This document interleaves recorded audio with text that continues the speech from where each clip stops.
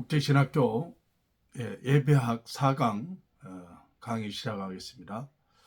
예배의 순서와 요소를 살펴보겠습니다.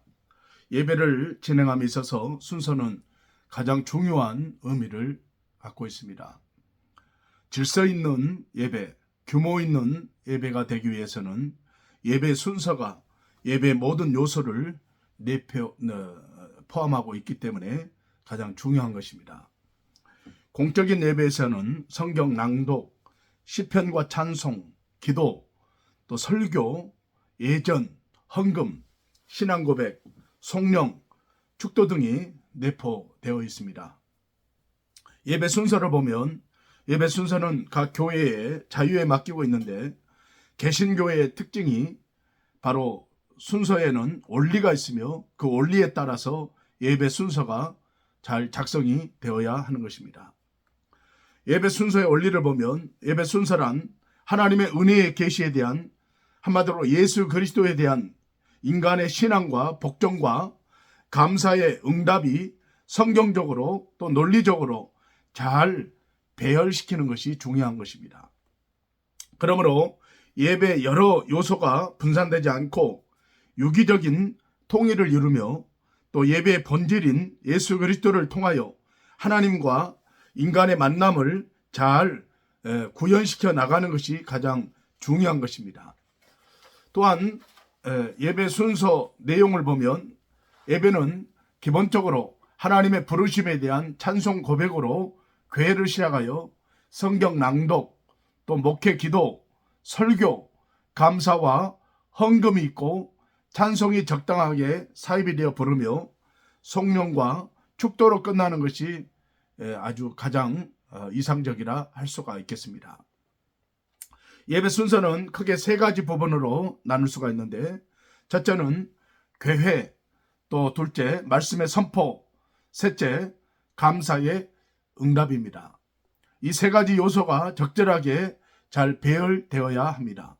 각 부분이 균형을 이루어야 하며 서로 조화 있게 되어져야 하는 것입니다. 각 교회의 예배 순서를 보면 너무나도 무계획적이며 균형이 잘 잡히지 않는 것을 많이 볼 수가 있습니다. 그러므로 예배학적 요소에 따라서 균형 있는 예배 순서가 잘 작성이 되고 여기에 따라서 예배가 매끄럽게 잘 진행되어야 하는 것입니다.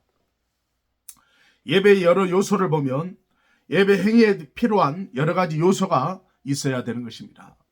이러한 순서들이 균형을 이루어야 되며 서로의 조화를 통하여 하나님께 영광을 돌려야 하는 것입니다. 전주는 예배의 부가물도 아니고 교인들의 자리를 정리하기 위한 것도 아니며 성도들의 오기를 기다리는 것을 기다리기 위해서 하는 것이 아니라 예배의 한 부분으로서 예배를 준비하는 시간인 것입니다. 복잡한 교회의 각종 주일학교와 예배에 따라 이 전주가 무시되는 경향이 많은데, 반주자는 예배 분위기를 조성하여 전주를 잘 하며 예배 참석자들은 조용한 가운데서 예배를 잘 준비해야 합니다. 개회 찬송, 흔히 묵도로서 예배를 시작하는 것이 한국 교회의 관례가 되었습니다. 교회 찬송으로 시작하는 것이 이제 바람직하다고 할 수가 있겠습니다. 교회 찬송은 하나님의 거룩과 하나님의 전능에 초점을 두고 선택하여 부름이 예배 진행과 성격상 가장 좋을 것입니다. 예배의 부름, 하나님께서 예배자를 부르시는 것을 말합니다. 예배자는 하나님의 말씀을 기다려야 하며 이 말씀을 통하여 하나님의 오묘한 진리를 잘 받아들여야 합니다. 예배 부름은 흔히 성구 명상이라고 하는 교회가 많은데, 교회력에 따라서 적절한 성구를 택하여 낭독할 필요가 있는 것입니다. 예배 부름이 적절하게 선포되면 그 예배는 더 은혜롭게 진행이 될 것입니다. 예배자들이 예배의 깊은 의미를 깨닫고 또 예배를 잘 진행시켜 나갈 때 하나님이 영광 돌리는 예배가 될 것입니다. 성경 낭독은 공적 예배에 있어서 없어서는 안 되는 중요한 요소가 바로 성경 낭독인 것입니다.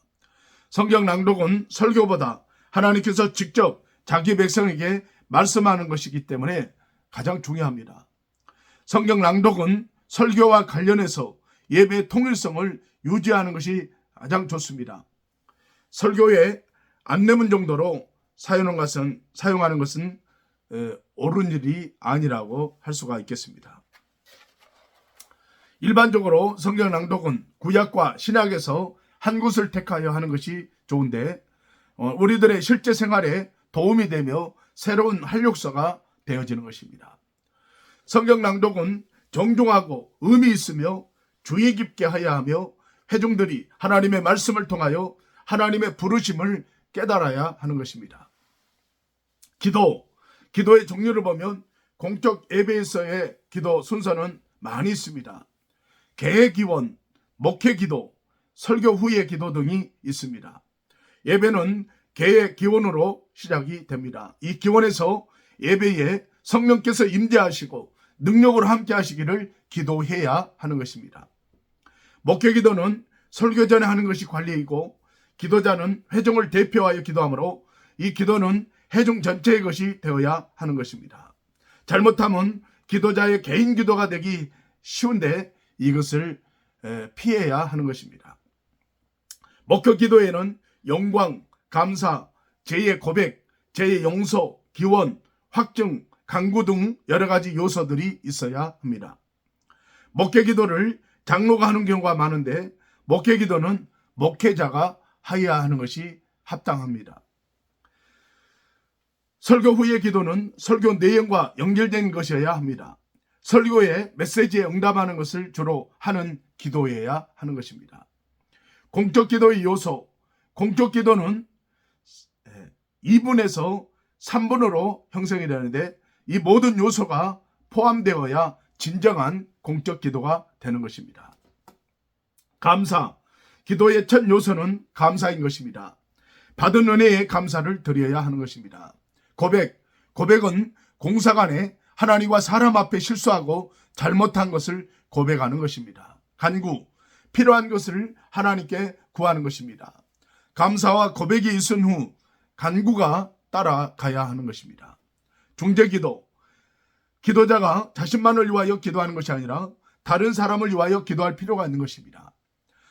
기도자가 다른 사람을 위하여 기도하는 것은 중재기도 혹은 도구기도라고 할 수가 있습니다. 헌신의 기도, 우리의 몸과 마음을 하나님께 바치고 하나님의 뜻대로 살려고 노력하는 기도가 필요한 것입니다. 하나님이 주시는 능력을 받아 땅끝까지 복음의 증인되는 헌신의 기도가 꼭 필요한 것입니다. 기도의 종류를 보면 공적 예배에서 드려지는 기도에는 다음 세 종류가 있습니다.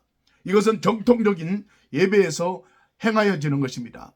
의식기도란 헬랍 정교회, 로마 카톨릭 교회, 루터 교회, 영국 교회에서 등에서 많이 사용한 것으로 기도문에 따라 낭독하는 행태의 기도인 것입니다. 즉석기도는 혹은 즉흥기도라고 하는데 기도문에 구애를 받지 않고 자유롭게 그때그때 즉석에서 하는 기도가 즉석기도라고 할 수가 있습니다. 묵상기도는 미국 퀘메이커 교도에 의해서 발견되었고 이 기도는 죄의 고백이 있은 후에 자신의 죄를 조용히 하나님께 고백하는 데 사용이 되어졌습니다. 묵상기도는 설교 후에 조용히 자신의 죄를 반성하고 하나님께 고백하는 순서로 활용되면 좋겠습니다. 주기도문, 주님께서 가르쳐 주신 주기도문은 기도의 형태 중에 완전한 것이며 개인과 사회의 모든 문제를 집약적으로 기도하는 그러한 기도인 것입니다. 기도 중에 기도라고 할 수 있는 주기도문은 가장 많이 애워지는 기도문이지만 그 참 뜻을 망각하고 관례에 의해서 암송하는 경우가 허다합니다. 예배를 마치는 순서로 사용되기도 합니다. 그러나 주기도의 참 정신을 잘 알아서 그대로 기도해야 하며 또 기도의 정신대로 생활하도록 노력을 하여야 하는 것입니다. 기도의 자세, 어떠한 자세로 기도할 것이냐에 따라서 논란이 많지만 가장 좋은 방법은 무릎을 꿇고 드리는 기도인 것입니다. 왕 앞에 무릎을 꿇고 이야기하듯이 기도하여야 하는 것입니다. 기도의 시기, 기도를 언제 할 것이냐는 것은 큰 문제가 되지 않습니다. 항상 기도해야 하는 것입니다. 특별히 시험을 당하고 어려움에 빠졌을 때 간절히 기도해야 하는 것입니다. 신앙 고백, 사도신경을 신앙 고백하는 것은 신앙의 전통을 지키며 같은 고백을 통하여 공동체적 일치를 도모하는 것입니다. 교리와 신조를 자각하게 하고 사도신경의 암송을 통해 바른 신앙의 육성을 도모해야 되는 것입니다. 설교, 하나님의 구속사역을 사람들에게 가장 활기 있게 전달하는 방법이 설교인 것입니다. 설교는 종교개혁 이후에 오늘 개혁교회의 예배 핵심을 이루고 있습니다. 설교의 의의, 설교란 설교자가 하나님의 말씀인 성경의 해석을 통하여 예수 그리스도를 사람들에게 알리는 것입니다. 설교자가 설교를 통하여 하나님께서 예수 안에서 행하신 바를 다른 사람들에게 선언할 때 하나님 자신이 친히 말씀하는 것이 되는 것입니다. 설교는 구원의 선포인데 로마서 10장 17절 이것을 잘못 사용하여 개인적인 연설이나 학술 강연쯤으로 하는 것은 타당하지 않습니다. 설교의 진정한 의미를 망각하지 말고 설교는 하나님을 소개하는 예수 그리스도의 복음을 선포하는 것이 설교인 것입니다. 설교자에 의해서 선언되어지는 하나님의 말씀은 하나님이 직접 하시는 것이기 때문에 이를 통하여 하나님과 인간 교제가 이루어져 가는 것입니다. 설교의 핵심을 보면 설교란 단순한 인간 행위가 아니라 하나님의 행위인 것입니다. 설교는 하나님과 하나님 사역에 대하여 선언하는 것인데 설교에서 하나님께서 구속 역사를 먼저 하시고 인간으로 하여금 감사와 순종으로 응답을 하시는 것입니다. 설교는 하나님의 말씀을 현재 그 자리에 서 있는 사람들에게 분명하게 해석하는 것을 말합니다. 하나님의 말씀의 설교를 통하여서 이제 회중들에게 말씀을 전함으로 죄인의 마음속에 성령의 역사가 불일 듯 임하며 참다운 구원 역사를 이루게 하는 것입니다. 그러므로 설교는 예배의 핵심이 되며 기본적인 요소가 되어야 하며 더 나아가서 진정한 예배의 클라이막스가 되는 것입니다. 그러므로 설교는 단순한 종교 강연이 아니라 성경 강해도 아닌 것입니다. 또 연설이나 사상, 평론도 아닌 것입니다.